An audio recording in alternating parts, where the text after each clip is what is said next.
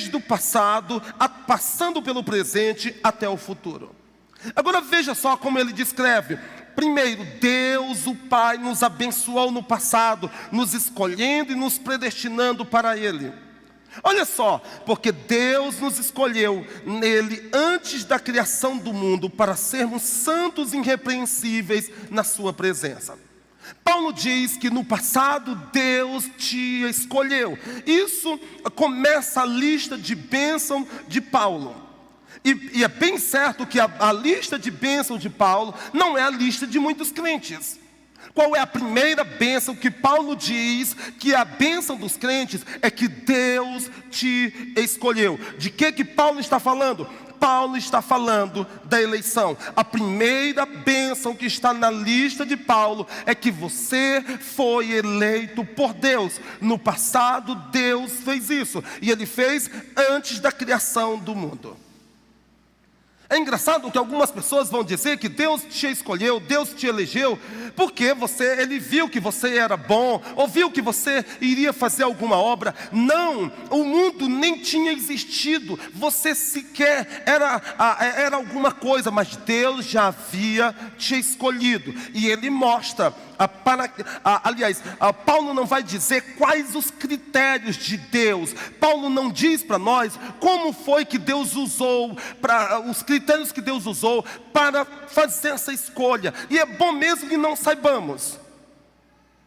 Mas Ele diz que Ele nos escolheu para sermos santos e irrepreensíveis na presença de Deus.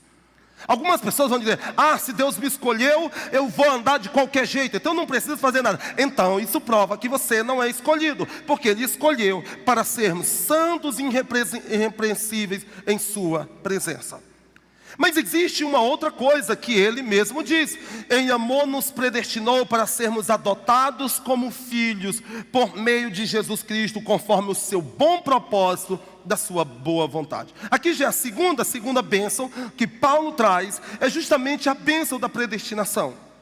Se a primeira bênção tem a ver com a escolha em si, a segunda bênção tem a ver com o propósito daquela escolha, os decretos de Deus que Ele fez no passado, e faz com que tenha propósito. Cada coisinha tem um propósito singular. Essa bênção também certamente não estaria na lista de outras pessoas. Não estaria na lista. Ser escolhido por Deus, ser predestinado. Veja, eu não sei para você o que isso desperta em você. Eu sei que para Paulo, o que desperta em Paulo é louvor. Ele louva Deus, porque Deus o escolheu, Deus o predestinou. É incrível que aquilo que para Paulo significava louvor a Deus, aqui hoje em dia se torna discurso de raiva, de zanga e tudo mais. Paulo diz assim: eu estou muito feliz, eu louvo a Deus, porque eu fui escolhido, Ele me predestinou. Daí você pode até dizer, meu amado irmão, que você não entende, que você não entra na sua cabeça como Deus fez tudo isso. Você pode fazer isso, não tem nenhum problema, até você discordar de algumas coisas que eu digo, mas você jamais poderá dizer, como aquele pastor famoso um tempo desse disse, que era uma doutrina antibíblica, porque não, Paulo deixa bem claro. Então não chame isso de antibíblico, porque Paulo não assim considera. E se para você se torna motivo de tantos problemas, para Paulo não há de forma alguma, não é nenhum problema. Mas por que então essas doutrinas são tão mal entendidas e rejeitadas? A verdade é que essas doutrinas atacam a própria raiz do orgulho e da vaidade. E quando são entendidas e aceitas de modo correto, não deixam absolutamente nenhum espaço para o homem se regozijar ou se orgulhar em seus próprios feitos e realizações. É por isso que eu rejeito, é por isso que você rejeita. Mas como não dependendo de mim, eu tinha que ganhar minha salvação, eu tinha que fazer isso, eu tinha que me esforçar, eu tinha que fazer alguma penitência, eu tinha que erigir algum altar para algum ídolo, sacrificar qualquer coisa. Como você vem dizer que a salvação foi um ato de Deus? É justamente isso que faz com que essas doutrinas sejam tão odiadas. É um tiro na última coluna que sustenta o orgulho e a vaidade do homem. E por que elas não são ensinadas?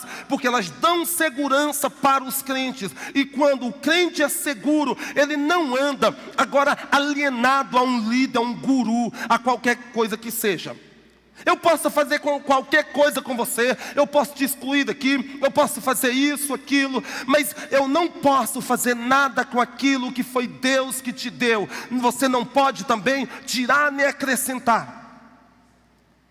Daí, Abraham Buffen, ele diz o seguinte: mas qual é a razão desse protesto contra a eleição? Se é que não estou muito enganado, dá para compreender esse protesto da seguinte forma: essa doutrina põe o machado na raiz de toda a excelência moral do qual nos gloriamos. Essa doutrina, em suas consequências naturais, demole todo o subterfúgio do orgulho humano, já que não deixa nenhuma sombra de diferença entre um homem e o outro, e o motivo porque Deus deveria estimar e salvar esta pessoa em vez daquela.